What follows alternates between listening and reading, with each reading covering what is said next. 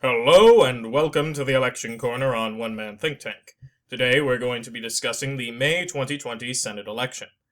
Now, I've already filled in the safe seats. For those of you who don't view this channel or haven't seen it before, what I do in a flipped seat, I never put it as safe. Rather, the highest I go is likely. However, Alabama and Colorado are likely to flip are basically solid in practice, so I've put them as likely to flip.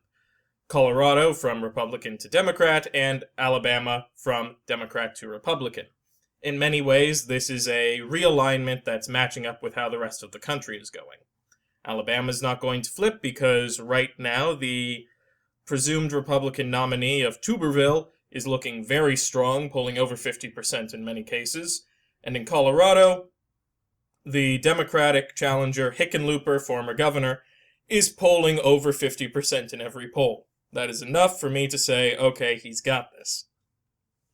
Now, this isn't the fully defined map, but it gives you an idea of the baselines we're looking at. No one's walking away with a supermajority, even in the best wave scenarios, and it's going to get more contentious as the likely seats come in, because this more so shows how the country is changing. Okay, so let's start with the Democrats, because they actually have two now as opposed to one. First is Michigan, the obvious of the likely seats. Michigan, for a while, I've been putting as leans, but is now likely due to the fact that in all the polling, it indicates that Democrat is polling at about upper 40s, while the Republican is performing at lower 40s. And for a while, there was clearly a name recognition issue, where the Democrat, Gary Peters, was not polling very well, or not polling very well because they didn't know his name, while his opponent, John James, had an entire previous Senate campaign to get his name out there, and has what seems to be a very dynamic personality. But now we're starting to see a realignment, and I imagine if things keep going this way by Election Day, I'll actually be putting Michigan back up at safe, though we'll have to see. But the Democrats have gained another new likely seat, and that is Arizona, where the Democratic opponent, I've forgotten his name all of a sudden, you'll have to forgive me, but the Democratic opponent going up against Martha McSally has started to poll regularly either at that 48-49 range or over 50.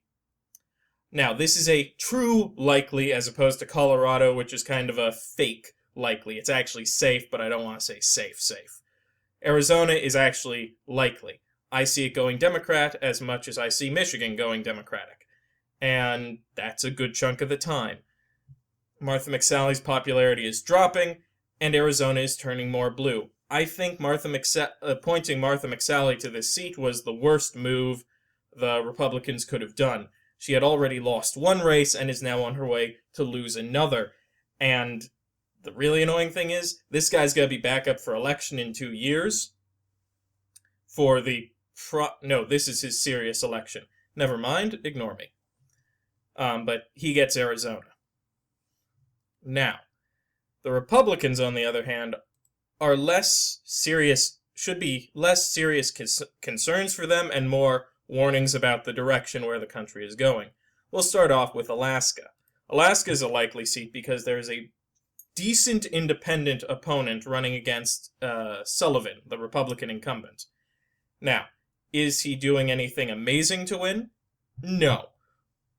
But he's putting up enough of a fight and polling well enough that I don't feel comfortable putting it in the safe territory for Republicans as of yet. Alaska has a long-standing history of electing independents to statewide office and being a very bipartisan state at the state level. So, Alaska falls under likely for now in the same way Michigan is likely. Under most cases, it's going to go the color it's described, but there's enough of a pathway for the opponent, I can't in good faith say it's safe. But continuing safe seats, we have Iowa. Now, I know there was just a poll released that showed Joni Ernst tied with her opponent, and they're both at like 42 and 43. That's one poll. I know a lot of people are convinced this proves Iowa's been leans the whole time. It's not. Iowa is likely Republican until we either get a long-standing series of polls showing the Democrat ahead, or, frankly, we get a bunch of tide pulls, but the Republican favorabilities tank compared to the Democratic ones. And for right now, that's not happening. So Iowa is, for right now, likely Republican. You're not going to be seeing a change from Republican anytime soon, and you're not going to see a change from likely until we start actually seeing this race being contested in multiple polls. Down to Texas. What was once considered this big golden, will Texas turn blue state, Texas is now looking more and more rigid in its redness. I think, frankly, the 2018 election is now was showing us what Texas is going to look like in 2024 and 2028 eventually. But for now, Texas, I think, is too rigidly red to be in the like-leans territory. Now, we haven't gotten any good polling out of Texas yet, so there is a solid chance Texas will turn a lighter shade of pink. But for right now, it's not. We'll get back to Georgia in a moment because we need to do the special election, so I'll do those as a little combination. But there are two more likely states for Republicans, and they are South Carolina and Kentucky. Now, on these two, I have the exact same logic. I keep going back between them being safe and leans.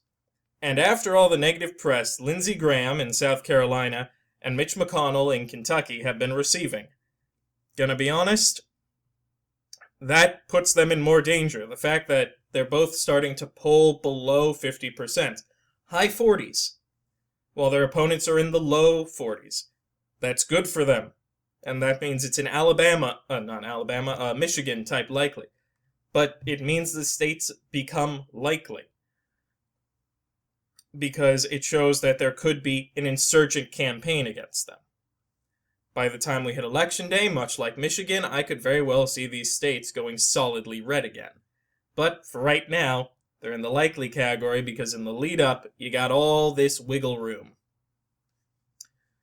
Georgia, we'll get back to that when we do the special election. Okay, so here's our actual map. I know I said the safe map was our baseline. This is our actual map. Here's the real competition. Democrats have 48, Republicans have 46. Democrats need 2 plus the presidency, or 3 to win. Republicans need 5. The one benefit to Republicans right now is the fact that in all of these seats, they hold the incumbent. If any of these had Democratic incumbents right now, the Republicans would be in a bad place. But they're all Republican. So let's just go around the map, because these states are in heavy flux right now and will actually, I think, get even closer by the time we hit Election Day. Let's start with the boring state that used to be the very interesting state of Maine. Maine was supposed to be this big, it'll be the tipping point of the Senate, and it's becoming less and less true each time we come back to this map. Right now, I have Maine as tilt Democratic. Susan Collins' favorables and polling numbers are dropping the closer we get to the Election Day. Now, we're also 6 months out. You never know. But also, these are bad signs right now. You don't want to be the incumbent who's flailing, who has a bunch of negative campaigns run against her, and a massive war chest to be used by her opponent.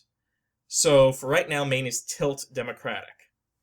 Down to North Carolina, which I currently have as leans Democratic. Now, I know this state's becoming more contested in the polling, but I went through and I reviewed it right before I made this video.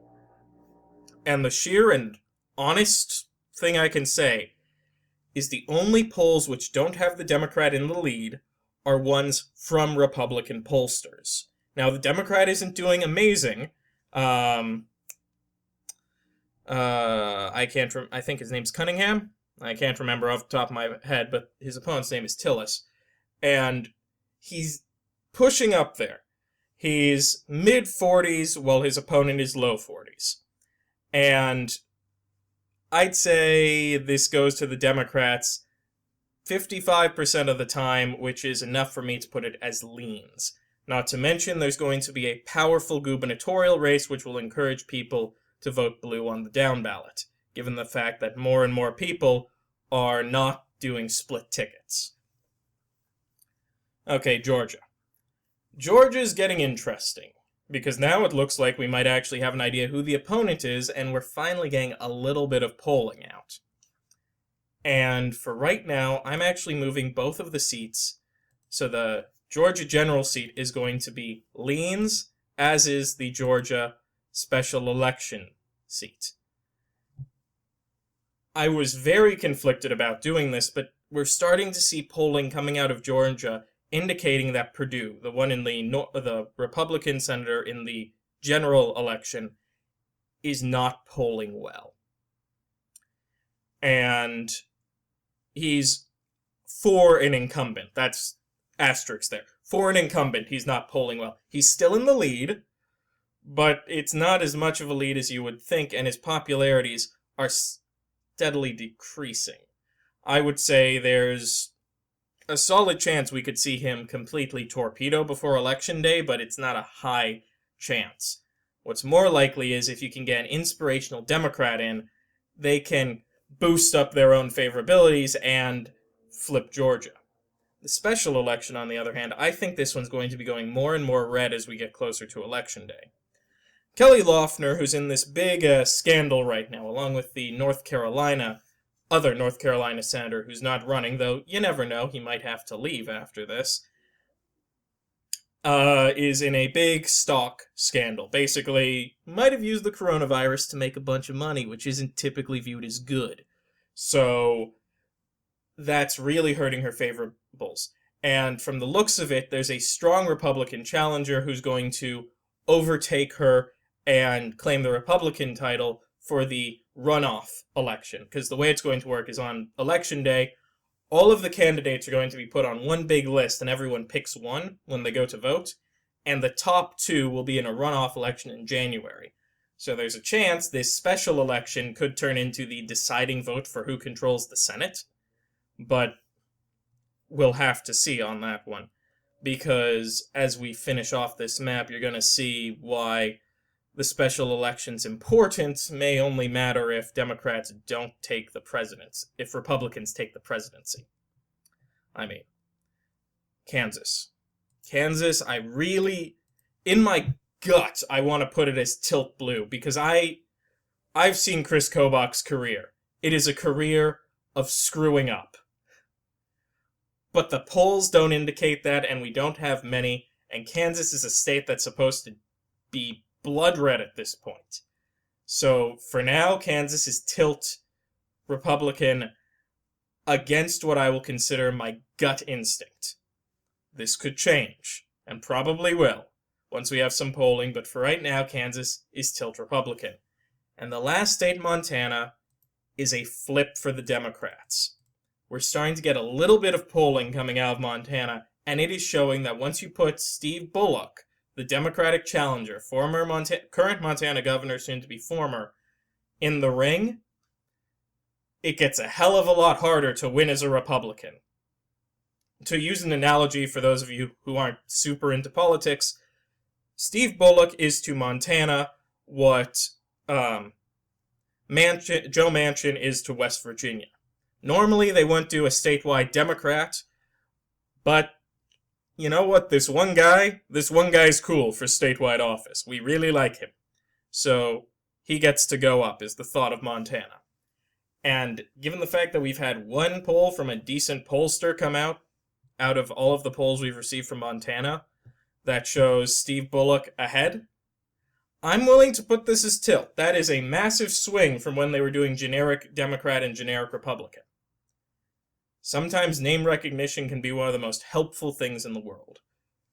And this is what we're left with. 51 seats for the Democrats and 49 for the Republicans. If you take this and compare it with a map I made, let's say back in January, you're going to see that the Democrats have really started to solidify in the Southwest, and Republicans have really started to weaken in the South. Montana was entirely based on, does Steve Bullock enter the race? And he has. So, whoop, there goes Montana. Maine, could Susan Collins hold? It's looking like she can't.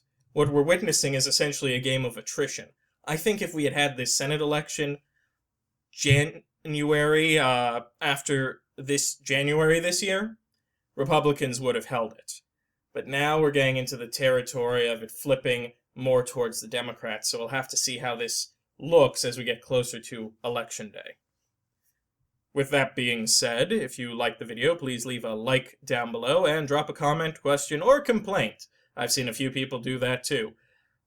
But otherwise, if you like the channel and the content, please click the subscribe button and the notification bell so you can be alerted when new content is released, given my current infrequent upload schedule. And, as always, have a wonderful day.